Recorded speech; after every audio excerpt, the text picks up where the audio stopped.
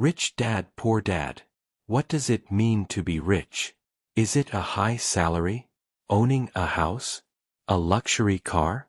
For Robert Kiyosaki, author of Rich Dad, Poor Dad, being rich is more about financial intelligence than income. In the introduction of the book, Kiyosaki explains that he had two father figures growing up, his biological father, whom he refers to as Poor Dad, and the father of his best friend, whom he calls Rich Dad. Both men were successful in their own way, but their philosophies on money were vastly different. Poor Dad was highly educated, held a PhD, and worked hard all his life in a steady government job. He believed in traditional paths: go to school, get good grades, get a secure job, and climb the corporate ladder. He thought talking about money was taboo and that desiring to be rich was greedy. Despite his stable job and income, he often struggled financially. Rich Dad, on the other hand, had little formal education but was a savvy businessman.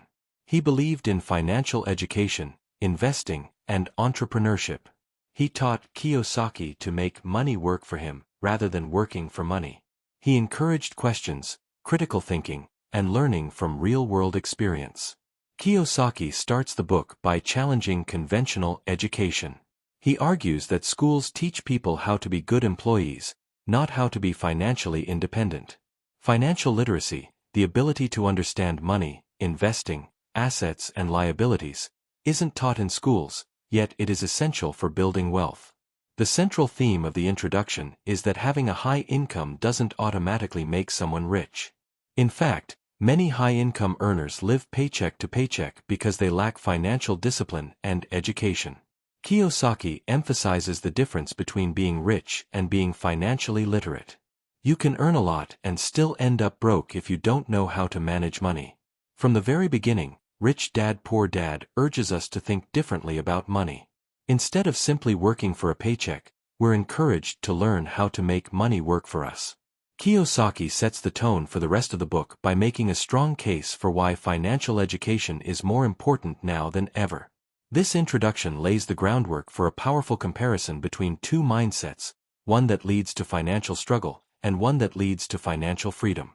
Chapter 1 begins with a compelling and somewhat provocative idea: the rich don't work for money.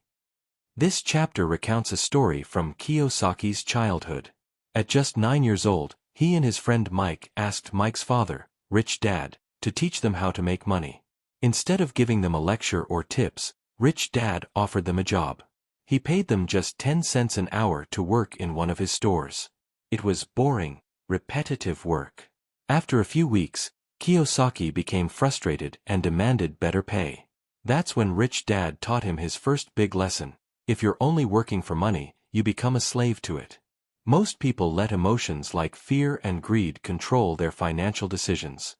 Fear of being poor keeps them working jobs they don't like. Greed tempts them into spending all they earn. Rich Dad explained that people often get stuck in a cycle: working hard for money, spending it all, and then working even harder to cover their expenses. Instead of working harder for money, Rich Dad told Robert to start thinking differently.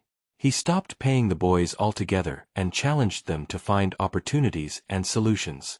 This forced them to observe, think creatively, and see beyond the routine.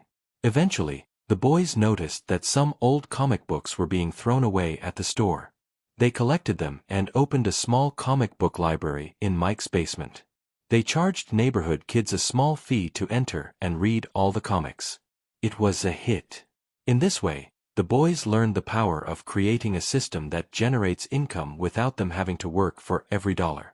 This experience was Kiyosaki's first real taste of entrepreneurship, and a direct contradiction to the lessons taught by his Poor Dad. Poor Dad would have insisted on better wages, job security, and academic success. But Rich Dad used this opportunity to instill a key mindset: true wealth comes from thinking outside the box and creating value. Rich Dad emphasized the importance of learning through doing. He believed schools often condition students to avoid mistakes, but in the real world, mistakes are essential for growth. Rich Dad encouraged Kiyosaki to embrace risk, learn from failure, and keep asking, "What can I learn from this?" Another major idea in this chapter is about emotions and money. Most people are controlled by fear, the fear of not having enough. This fear traps them in jobs and routines they don't enjoy. On the flip side, greed creates a desire to spend more and chase material possessions. Rich Dad explained that if you don't master your emotions, money will always control your life. Instead of being motivated by fear or greed, the rich develop financial intelligence. They see opportunities where others see obstacles. They invest, build systems, and look for ways to grow their money rather than simply earning and spending. The lesson, the rich don't work for money, doesn't mean rich people don't work. Rather, it means they work for learning, experience, and growth, not just a paycheck. They understand how to leverage their time and resources.